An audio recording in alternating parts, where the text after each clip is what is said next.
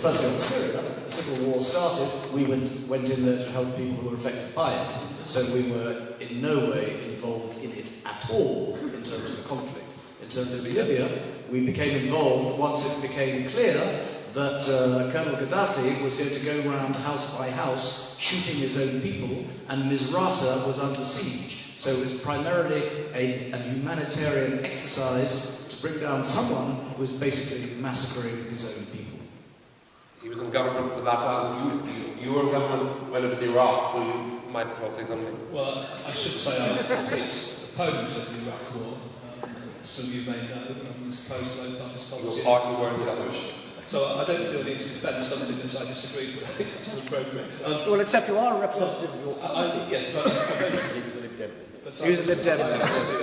Precisely that issue, so I felt passionately that the Iraq War was wrong, so I don't think I'm required to defend it. On the general issue of reconstruction, I think one of the difficulties with military intervention is you've got to have a proper plan. I mean, I was, right there at the start of the Arab Spring, I was in Tahrir Square on the 25th of January when the Egyptian Revolution broke out. I was there for many days afterwards, getting gassed and sometimes shot at by the Egyptian authorities. So, I mean, we just didn't know where it was going. I think that's the problem. These things are very unpredictable. But I think if you are going to actually have interventions from outside states, those states have got to do it on the basis of high-quality intelligence, and they've got to have a plan, not just lob a few bombs in to sort of destabilise one particular regime. You've got to be prepared to make a long-term commitment to help that regime build into a state of democracy. And that's why I think government policy has failed in the last few years.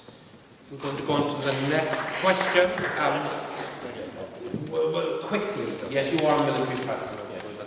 I was just going to say that, the issue of Syria is completely different from Libya, but the point to be made is that the Libyan administration, once the bombing raid had finished, actually said they didn't want forces in their country. So James is quite right, you have to plan, and Colin Powell famously said, if it ain't broke, you don't have to fix it, but as soon as you break something in the shop, you have to fix it. So we have a moral responsibility to try and help the Libyan government, but it should be borne in mind that they asked us not to put troops in there. So you have to be very careful, but it is clearly a huge issue.